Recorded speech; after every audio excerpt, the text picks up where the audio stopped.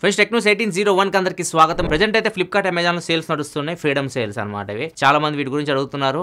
ఇవి సేమ్ ఏదైతే మనకి లాస్ట్ టైం ఏదైతే రీసెంట్ గా సేల్ వచ్చిందో మాక్సిమం అవే ఆఫర్స్ అయితే ఉన్నాయి. ఒకటి రెండు అటు ఇటుగా ఉన్నాయి.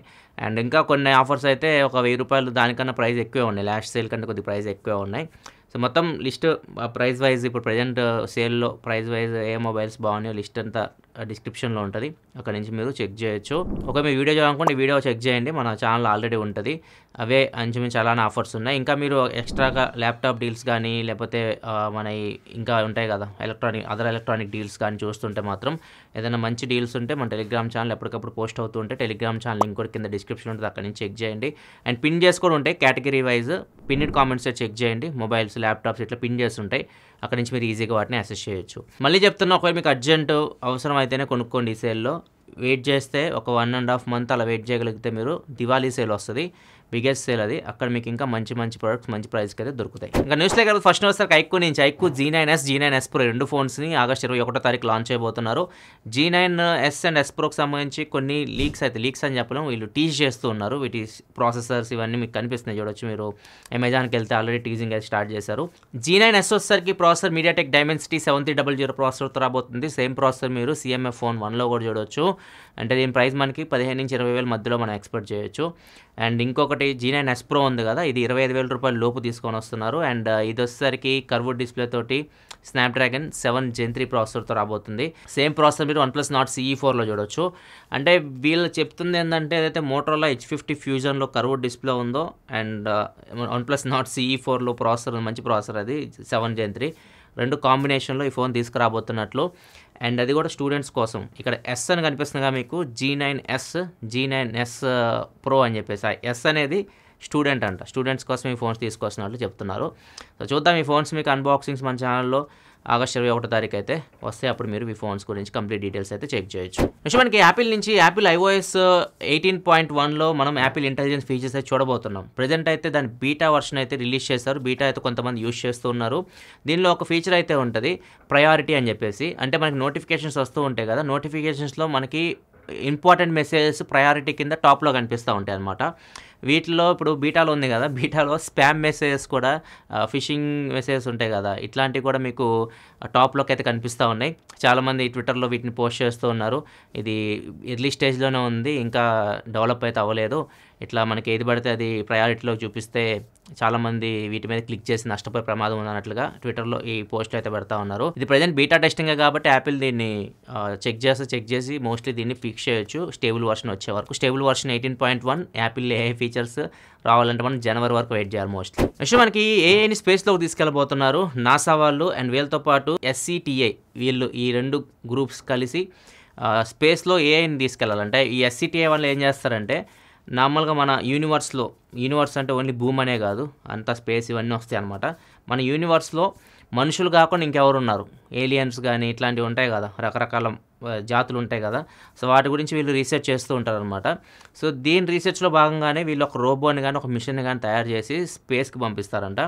సో అది దానికి అన్ని లాంగ్వేజెస్ అది మాట్లాడగలదు, మొత్తం దాన్ని అట్లా ట్రైన్ చేసి ఉంటారు అనమాట. ఏ యూజ్ చేస్తారు దానికి, అది అక్కడే ఉంటుంది, స్పేస్లోనే ఉంటుంది. ఛార్జింగ్ అయిపోతే స్పేస్ స్టేషన్లో ఛార్జింగ్ అయితే పెట్టుకుంటుంది. అక్కడ స్పేస్లో తిరుగుతూ ఎవరైనా ఏలియన్స్ ఇట్లాంటివి ఏమన్నా మన మనుషులు కాకుండా వేరే వాళ్ళు కనిపిస్తే వాటితో ఇంటరాక్ట్ అయ్యి వాటితో ఇంకా బెటర్గా కమ్యూనికేట్ అవ్వగలదు, మనుషుల కంటే కమ్యూనికేట్ అయ్యి అక్కడి నుంచి ఇన్ఫర్మేషన్ని భూమికి పంపించడం, ఇది దీని పని. సో ఇట్లా ఏఐని కూడా ఇప్పుడు స్పేస్లో యూజ్ చేయబోతున్నారు.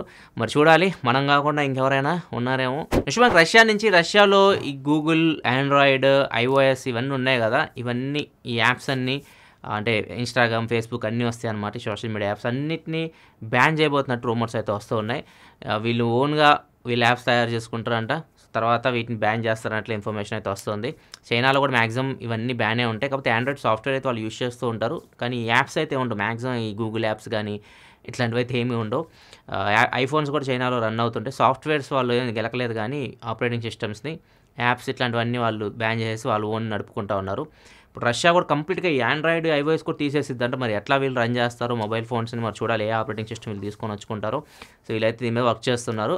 అండ్ బంగ్లాదేశ్లో కూడా చాలా యాప్స్ అయితే బ్యాన్ అయిపోయినాయి. యూట్యూబ్, సోషల్ మీడియా యాప్స్ అన్ని బ్యాన్ చేసేస్తారు. ఎందుకంటే బంగ్లాదేశ్లో ప్రజెంట్ అయితే మొత్తం రచరచ జరుగుతుంది. వాళ్ళ prime minister Sheikh Hasina reservation అయితే ఒకటి తీసుకొని వచ్చారు, రిజర్వేషన్ బిల్లు ఒకటి తీసుకొని వచ్చారు. ఏంటంటే ఇప్పుడు వార్ వెటనర్స్ ఉంటారు కదా, యుద్ధాల్లో నష్టపోయిన వాళ్ళ కుటుంబాలకి సపరేట్గా ప్రభుత్వ ఉద్యోగాలు రిజర్వేషన్ లాగా ఒక బిల్లు అయితే తీసుకొని వచ్చారు. అది చాలామందికి అయితే నచ్చలేదు. వాళ్ళకి ఉద్యోగాలు వస్తే మా పరిస్థితి ఏందని చెప్పేసి అందరు రోడ్ల మీదకి వచ్చేసి వాళ్ళు ఆమె ఇంటి మీద కూడా వచ్చేసి దాడి అయితే చేశారు. ఆమె అక్కడి నుంచి ఇండియాకి వచ్చేసింది, త్రిపురాకు వచ్చింది మిలిటరీ హెలికాప్టర్లో. అక్కడి నుంచి లండన్ వెళ్తుంది, ఢిల్లీ నుంచి లండన్ వెళ్తుందంట. సో ఇట్లా అయితే అసలు తరిమేశారు, ప్రైమ్ మినిస్టర్ని తరిమేశారు అనమాట. ఇప్పుడు ప్రజెంట్ అయితే ఆర్మీ టేక్ ఓవర్ చేసింది బంగ్లాదేశ్ని. తొందరలోనే మళ్ళీ వాళ్ళ ఎలక్షన్ పెట్టుకొని మళ్ళీ ఇంకొక ప్రైమ్ మినిస్టర్ని అయితే ఎన్నుకోవచ్చు. సో ఇట్లా యాప్స్ అని బ్యాన్ చేస్తూ ఉన్నాయి ఈ గవర్నమెంట్స్ అయితే. ఒక్కొక్క దేశంలో ఒక్కొక్కరు బిహేవ్ చేస్తూ ఉన్నారు. సో ఇప్పుడు చాలామంది అడుగుతున్నారు యూట్యూబ్ అన్నీ ఇండియాలో బ్యాన్ అయితే మన పరిస్థితి ఏంటంటే మనకు ఆల్టర్నేట్స్ ఉండాలి ఖచ్చితంగా. ఆల్టర్నేట్స్ ఉంటే ఎందుకంటే ఇవన్నిటికీ అలవాటు పడిపోయారు పబ్లిక్. ఇప్పుడు ఇన్స్టాగ్రామ్ ఇవన్నీ లేకుండా ఒక్కరోజు ఊహించుకోండి, ఈ యాప్స్ అని మీరు యూజ్ చేయకుండా ఒక్కరోజు ఉండగలరా? ఎవరు ఉండలేరు. సో వీటన్నిటికీ అలవాటు పడిపోయారు పబ్లిక్. సో వాటిని మొత్తాన్ని బ్యాన్ చేసినా కానీ ఖచ్చితంగా గవర్నమెంట్ మీద నెగిటివిటీ వెళ్ళిపోయింది. వీటికి ఆల్టర్నేట్స్ చూసుకోవాలి. మనం ఆల్టర్నేట్స్ ఉంటే అప్పుడు మనం బ్యాన్ చేసుకున్న ప్రాబ్లం లేదు. నెక్స్ట్ మనకి ముకుందని చెప్పేసి ఒక సుప్రీంకోర్టు లాయర్ ఇతన్ని రీసెంట్గా ఒక డెలివరీ బాయ్ అయితే స్కామ్ అయితే చేశాడు. ఎలా చేశాడంటే రీసెంట్గా అమెజాన్ సేల్ జరిగింది, తెలిసింది మన ప్రైమ్ డే సేల్స్ జరిగినాయి. ఈ సేల్లో ఇతను iPhone 13ని ఎక్స్చేంజ్ పెట్టేసి iPhone 15 ఆర్డర్ పెట్టాడు. ఈయనకి ఒక 38,000 రూపాయలు పడింది, కట్టేశాడు, ఆన్లైన్లో పే చేసేసాడు బిల్లు. డెలివరీ బాయ్ ఇంటికి వచ్చేసి ఇతని దగ్గర iPhone 13 తీసుకొని iPhone 15 డెలివరీ ఇవ్వాలి కదా. ఫస్ట్ ఇతను iPhone 15 డెలివరీ ఇచ్చేసాడు, ఓటీపీ చెప్పారు, అంతా అయిపోయింది. మళ్ళీ ఇంకొక ఓటీపీ వచ్చింది మీకు, ఆ ఓటీపీ మీరు చెప్తేనే నేను మీ దగ్గర iPhone 13 ఉంది కదా దాన్ని తీసుకోగలను అని చెప్పేసి ఒక మెలిక పెట్టాడు అనమాట. ఏం ఓటీపీ, నాకేం ఓటీపీ రాలేదు, మీరు ఇప్పుడు 13 తీసుకోకపోతే ఇప్పుడు 15 కూడా తీసుకోవడానికి ఉండదు, ఎందుకంటే 13 రిటర్న్ పెట్టాడు కాబట్టి ఇతను 15 తీసుకోవడానికి ఉండదు. సో వీళ్ళు ఏం చెప్పారంటే, సరే 15 మాకు ఇచ్చేసేయండి, మీకు ఓటీపీ వస్తుంది, మీకు ఓటీపీ వచ్చిన తర్వాత మళ్ళీ మాకు ఫోన్ చేయండి, మేము వచ్చి iPhone 15 మీకు ఇచ్చి iPhone 13 మీ దగ్గర తీసుకెళ్తామని చెప్పేసి చెప్పాడు.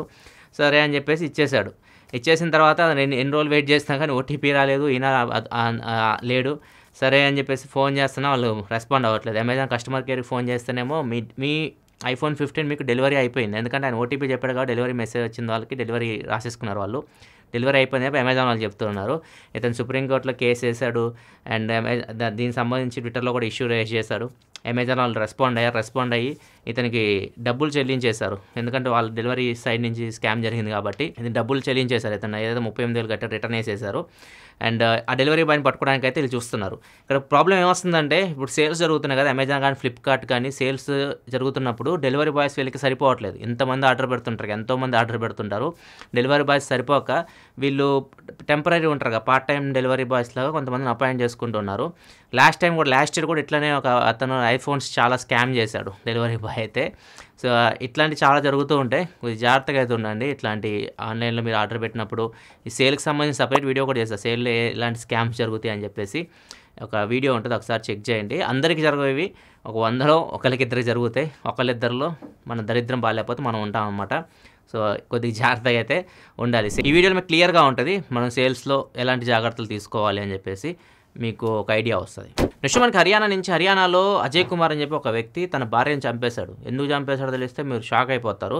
నార్మల్గా ఇలా ఇద్దరు ఇంట్లో కూర్చొని మాట్లాడుకుంటూ ఉన్నారు, మనవాడికి డేటా కావాలన్నమాట. తన భార్యని హాట్స్పాట్ ఆన్ చేయమన్నాడు, హాట్స్పాట్ తను ఇవ్వనంది, షేర్ చేయనంది, హాట్స్పాట్ తనతో షేర్ చేయనంది. అంతే కసక్ ఏదో షార్ప్ ఆబ్జెక్ట్ తీసుకొని పొడిచాడు, చనిపోయింది పాపం, పారిపోయాడు. ఈయన పోలీసులు పట్టుకున్న తర్వాత చెప్తున్నాడు, ఎందుకు చంపేవరా బాబు అంటే, ఇట్లా నాకు హాట్స్పాట్ షేర్ చేయలేదు అందుకని చంపేసా అని చెప్తున్నాడు. ఎట్లా ఉన్నారు. నెక్స్ట్ మనకి బెంగళూరు సీసీటీవీ కెమెరాలో ఒక అపార్ట్మెంట్ సీసీటీవీ కెమెరా మీరు చూసేది సింపుల్గా మన బయట నార్మల్గా అపార్ట్మెంట్స్లో మన షూలు లోపల పెట్టుకోం కదా, చాలామంది షూ ర్యాక్లు బయట పెట్టుకొని అక్కడ పెట్టేసుకుని ఉంటారు. వస్తున్నాడు చక్కగా బ్యాగ్లో షూలన్నీ వేసుకొని వెళ్తూ ఉన్నాడు. ఇది ఫస్ట్ టైం కదా, 6 months బ్యాక్ ఇదే అపార్ట్మెంట్లో అన్ని షూలు మాయమైపోయినాయి, వాళ్ళకేం అర్థం కాలేదు. మళ్ళీ సెకండ్ టైం రిపీట్ అయితే సరే సీసీ కెమెరాలో చూస్తే అప్పుడు మనోడు దొరికాడు అనమాట. అంటే షూలు దొంగతనం చేస్తే కనిపించాడు. పోలీసులకి ఇన్ఫామ్ చేశారు, పోలీసులు కూడా వీళ్ళని ఎతుకుతున్నారు.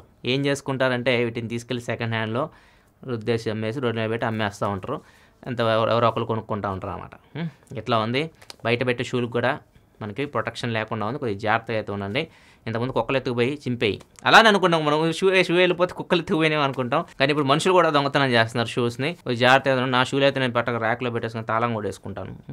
అంత జాగ్రత్తగా చూసుకుంటాను. ఇది ఫ్రెండ్స్ ఇప్పటివరకు న్యూస్ అయితే. రేపైతే టెక్ న్యూస్ ఉండదు. నేను ఢిల్లీ వెళ్తున్నాను యూట్యూబ్ ఈవెంట్ అటెండ్ అవ్వడానికి. అండ్ మళ్ళీ నేను ఎల్లుండి అంటే 8వ తారీఖు అయితే మళ్ళీ న్యూస్తో మేము ముందుకైతే వస్తాను. వీడియో నచ్చితే లైక్ చేయడం మాత్రం మర్చిపోకండి. అండ్ డీల్స్ కావాలంటే ఒకసారి మన డిస్క్రిప్షన్ టెలిగ్రామ్ ఛానల్ చెక్ చేయండి. అండ్ ఇలాంటి మరిన్ని వీడియోస్ కోసం మన ఛానల్ సబ్స్క్రైబ్ చేసుకొని ఫాలో అవుతున్నాను. Thanks for watching. Bye bye.